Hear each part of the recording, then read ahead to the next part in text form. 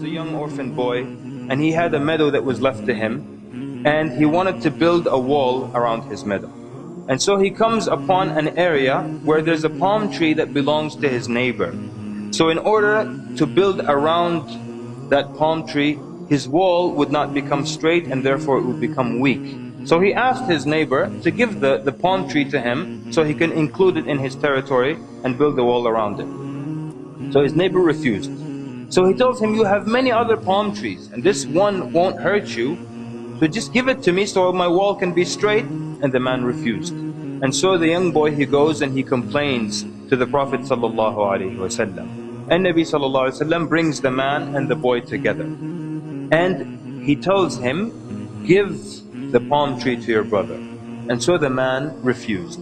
And perhaps that the man was angered that this young boy would complain to the Prophet ﷺ because of this palm tree. So he was angered enough to refuse to give it. It's my tree. And this kid is taking this case to Rasulullah. So when the man said, La ya Rasulullah, I'm not giving it to him, tears came from the eyes of that yatim. SubhanAllah, there's no father to speak for him. His father died. Rasulullah cannot use his authority over this man because this is haqq. Give the palm tree to your brother, وَلَكَ الْجَنَّةِ, and you will have al-Jannah, you will have paradise.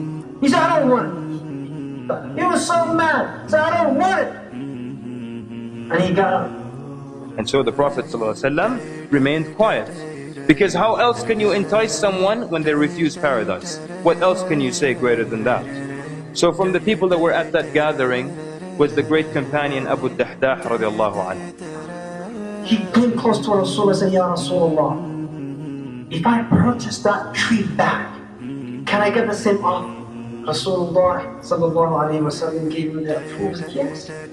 He had a meadow that belonged to him in Medina that everybody knew, and it had 500 palm trees and a well and a house built in it. This was the meadow and the only possession of Abu Dahdah radiallahu anhu. But when he saw the equation in front of him, and he saw that the end result was al-Jannah, so he says to the man who owns the palm tree, he says, do you know about my meadow?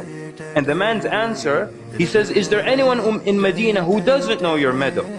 Meaning it was that popular and it was that great. He tells him, will you exchange this one palm tree of yours for my entire meadow? It is yours for that tree. Abu Bakr was like, you don't mind? You know, are you intoxicated? What's wrong with you? He asked the people, be witness. And the man accepted in front of the Prophet ﷺ. And immediately Abu Dahdah tells the young boy that he can keep the palm tree. Then he turns immediately to the Prophet ﷺ and he says, O Prophet of Allah, is there a palm tree in paradise for me right now in Al-Jannah? Is there a palm tree for me right now? It's so close for him. And Nabi ﷺ said, كم من عذق رداح في الجنة لأبي الدحداح كم من عذق رداح في الجنة لأبي الدحداح.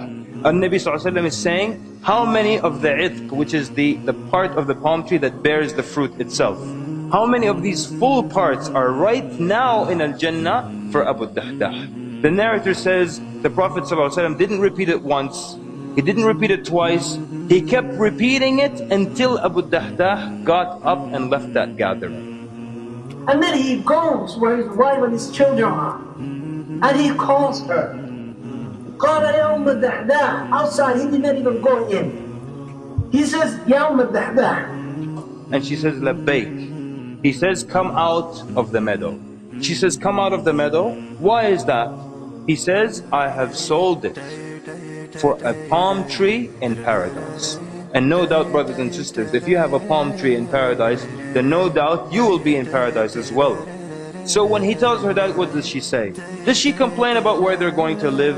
Does she complain about the provision or the money that they have lost? Does she even ask for the details of which palm tree and how did you exchange 500 for one? She says, Allahu Akbar, Rabih al-bay'u ya Abu Dahdah. She said, Allahu Akbar, what a prosperous sale ya Abu Dahdah. And then she began to take the children out of the meadow. And she began to search their pockets, and she would take out all the dates that they had in their pockets, and she would say, this is not for us, this is for Allah subhanahu wa ta'ala. So brothers and sisters, this is how the righteous before us felt that paradise was close. This is how they sacrificed anything in order to do something for the sake of Allah. But Abu Dahdah radiallahu anhu was not satisfied with the thing that he gave. In the Battle of Uhud, when Rasulullah sallallahu alayhi wa sallam was injured, when Uqbah bin Abi Waqas threw a rock on the face of Rasulullah sallallahu alayhi wa sallam, broke his tooth, cut his lip open on the right side, and then Abdullah bin Qami'ah, he came from behind and Rasulullah is injured from that rock on his face, and he hit him so on his shoulder. And then Abdullah bin Shihab al-Zuhri, he hit the head of Rasulullah and his head was open and the blood was gushing from the head of Rasulullah sallallahu alayhi wa sallam. Every time Rasulullah could not get up, could not stand up. And every time that an army approached, Rasulullah would say to them, who is my neighbor in Jannah? And stop his feet. Until all of them were killed. Rasulullah sallallahu alayhi wa sallam, after the battle was over, and he started turning and searching for the people who were killed. And who did he find in Khud? He found Abu Dahdah killed. Abu Dahdah been killed. Rasulullah sallallahu alayhi wa sallam, he kneeled down and he looked at him and he said, Kam li Ali Dahdah min itqin wa rahim Jannah. He said, now, how many trees in Jannah for Abu Dahdah? How many trees in Jannah for Abu Dahdah?